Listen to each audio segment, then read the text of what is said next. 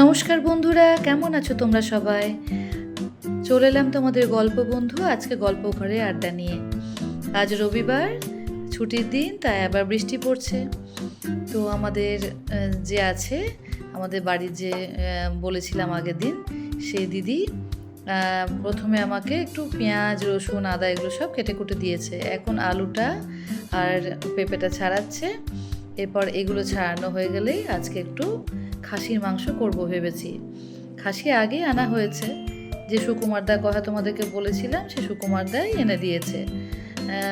ওর সঙ্গে পরিচয় যাই হোক হয়নি তোমাদের, একদিন করিয়ে দেব। আসলে সব দিন তো আসে না, বা যখন আসে তখন আমি থাকি না, কথা বলারও সবসময় বা ওকে দেখানোর সুযোগ হয় না। তো এই দিদি যথারীতি টিভির দিকে তাকিয়ে তাকিয়ে দেখো কি সুন্দর হাত চালিয়ে কাজ করে যাচ্ছে। আমার তো মাঝে মাঝেই ভয় করে, এই বুঝি হাতটা গেল। তারপর দেখি না, ও সুন্দর কিন্তু বিকেলে জি বাংলা সিনেমা সিরিয়াল দেখে। হ্যাঁ, সঙ্গী মা থাকে, মা আরও বসে বসে সিরিয়াল দেখে, তার সঙ্গে বসে বসে ওই টিভির দিকে আবার একটু খেয়াল করে দেখবে। টিভিতে হাসলে কিন্তু ও হাসে। তো যাই হোক, ও কাটাকুটিগুলো করে দিল। তারপর দেখলাম আদা রসুনটা প্রথমে একটু পেস্ট করে নিই। রসুনটা একটু পড়ে গেছিলো গো, তাই ধুয়ে দিলাম আবার। তো রসুনটা আর আদাটা পেস্ট করে নেব। পেঁয়াজটা আজকে যাই হোক কুচি করেই দেব, কারণ মা আমি আমাদের বাড়ির সবাই মোটামুটি একটু পাতলা ঝোলটাই খেতে ভালোবাসে। এই মিক্সিতে তাই এবার এটা পুরো পিষে রেডি করে নেব, পেস্ট করে নেব। আদা রসুন এটা পেস্ট করে নেব। আগে থেকেই জিরেটা বাটা আছে অল্প, তার সঙ্গে পেঁয়াজ কুচি, টমেটো কুচি, লঙ্কা কুচি সবই এগুলো দেওয়া আছে। তো ওদিকে ওটা পেস্ট হয়ে গেল। দেখি এদিকে খাসির মাংসটা ফ্রিজে ছিল, বের করেছি। ওটা আসলে সকালে এনে দিয়েছিল, তো সকালে আমার আজকে সময় হয়নি। আজকে একটু বাড়ির কাজও ছিল, সকাল থেকে সময় হয়নি, তাই দেখলাম রাত্রেই করে নিই। তো এত শক্ত হয়ে আছে দেখেছো, ফ্রিজের মধ্যে আসলে ছিল তো বরফে, এটা জিনিসটা শক্ত হয়ে গেছে।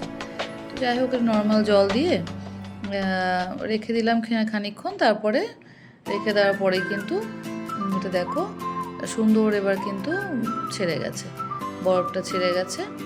এবার এটার মধ্যে আমি তেল দেব। তেল দিয়ে মোটামুটি 500 মতো মাংস আছে, তো 5 চামচ 6 চামচ তেল দিয়ে দেবো।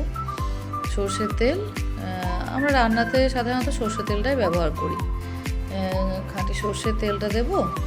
তারপরে একটু এর সঙ্গে দিয়ে দেবো একটু হলুদ, আর একটু দিয়ে দেবো এর সঙ্গে দিয়ে দেবো একটু নুন।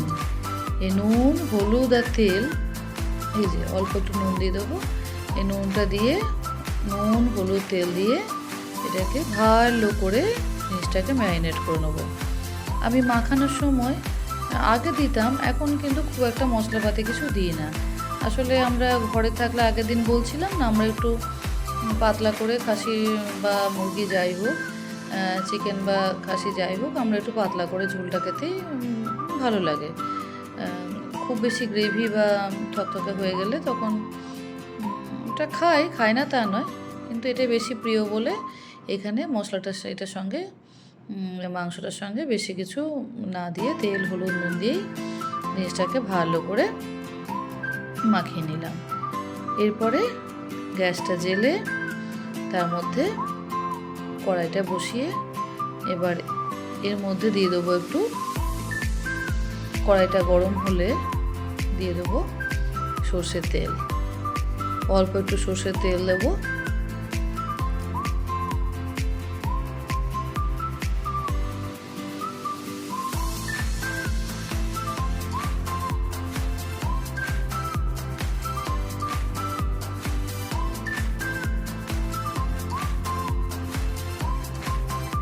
সর্ষের তেলটা দিয়ে, সর্ষের তেলটা গরম হলে এর মধ্যে প্রথমে আলুটাকে ভেজে নেবো। আসলে আমি একটু মেপেই সর্ষের তেলটা দিই, কারণ খুব বেশি তেল হয়ে গেলে তখন আবার ভালো লাগে না। তো তেলটা গরম হয়ে এলে তার মধ্যে আস্তে আস্তে আলুগুলোকে ভেজে নেব। আর আলু ভাজার সময়ে আমি কিন্তু খুব একটা না, কোনো দিনই কিন্তু হলুদ বা নুনটা ওই ভাজার সময় দিই না। তার কারণ কি, ওই ভাজার সময় হলুদ বা নুনটা দিলে তেলটা একটু কেমন পোড়া কালচে কালচে দাগ হয়ে যায়। এটা আমি যখন কলকাতায় ছিলাম কিছুদিন, ওইখানে আমাদের নিচে এক কাকিমা থাকতেন, উনি আমাকে এটা বলেছিলেন। ওনার বাড়িতে একবার পুজো ছিল, তখন দেখছিলাম ভাজাভুজিগুলো করছিলেন, কিন্তু হলুদ নুন কিন্তু খুব একটা দেননি। তো সেই জন্য তখন জিজ্ঞেস করেছিলাম যে কাকিমা তুমি কেন দিচ্ছ না, আমি তো দেখেছি নুন হলুদ দিয়ে ভাজে। তো বললো যে না, যখন ভাজার ব্যাপার হয় না, এবং ওই ভাজা তেলে যদি আরও কিছু করতে হয় তখন ওই হলুদটা নুনটা একটু পুড়ে কালচে কালচে একটা ভাব চলে আসে।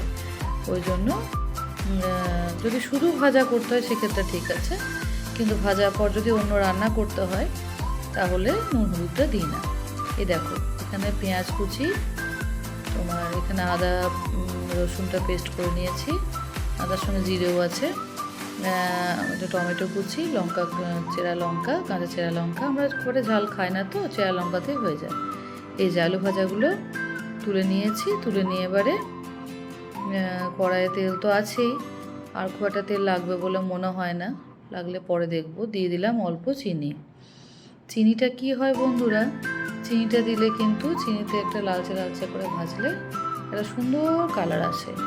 আর এইখানে এটা আমার আবিষ্কারই বলতে পারো, আমি এইখানে না তার সঙ্গে একটু হলুদ দিই। হলুদ দিলে কিন্তু, হলুদ আর চিনি অল্প দিলে তোমরা দিয়ে দেখো, রান্নার রঙটা কিন্তু একটা অদ্ভুত সুন্দর একটা রঙ নেয়, খুব সুন্দর লাগে রঙটা দেখতে।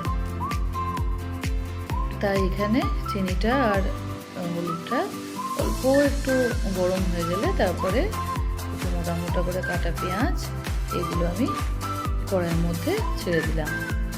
কড়াই দিয়ে সেগুলো ভালো করে নাড়তে থাকলাম, পেঁয়াজটা দিকে ভাজা হোক।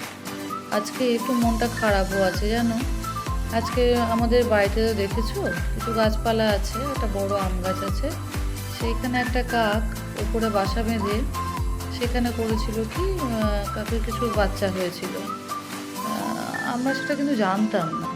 তো কোনো কারণে সে একটা বাচ্চা, এখন তো জল বৃষ্টি প্রতিদিনই হচ্ছে, ঝোড়ো হাওয়া একটু দিয়েছে, তো সেই কারণে কোনোভাবে বাচ্চাটা ওখান থেকে পড়ে গেছে। তো পড়ে গিয়েছে, সকালেও শুনলাম যে কাজের মেয়েটা যখন ওখানে কাপড় মিলতে গেছে তাকেও নাকি মা কাকটা তাড়া করে এসছে। স্বাভাবিক, এটা সে ভাবছে যে বাচ্চার ক্ষতি হবে।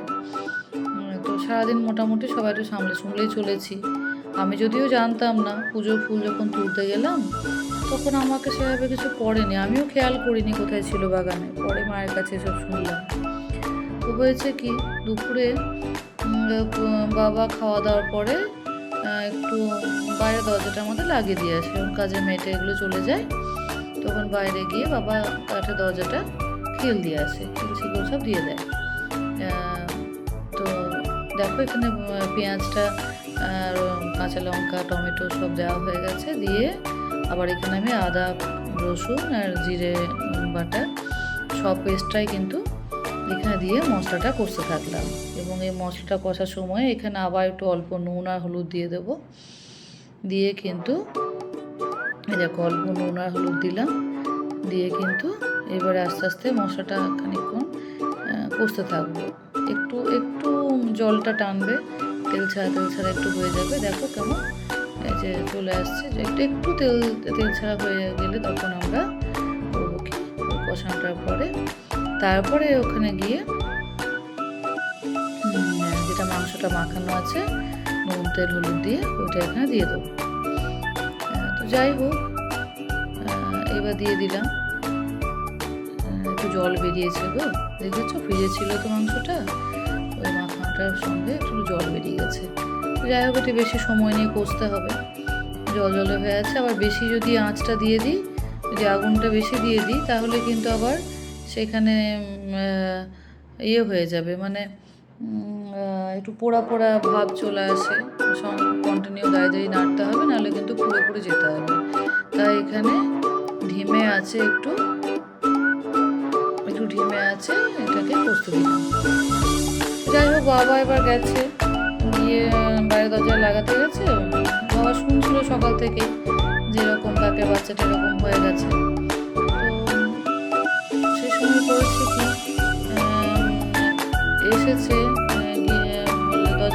দিয়েছে। তারপরে আম গাছটার নিচে এসে বাবা এখন দেখতে গেছে যে দেখি কোথায় বাচ্চাটা পড়ে আছে, কী অবস্থায় আছে। এবার ওরা তো নিরীহ প্রাণী, অত কিছু বোঝে না। এখন মা কাকটা এসে কোথায় ছিল কি জানি, বাবা তো বাচ্চাগুলোকে দেখতেও পায়নি, কিন্তু মা কাকটা এসে দিয়েছে বাবাকে পুরো মাথায় ঠুকরে।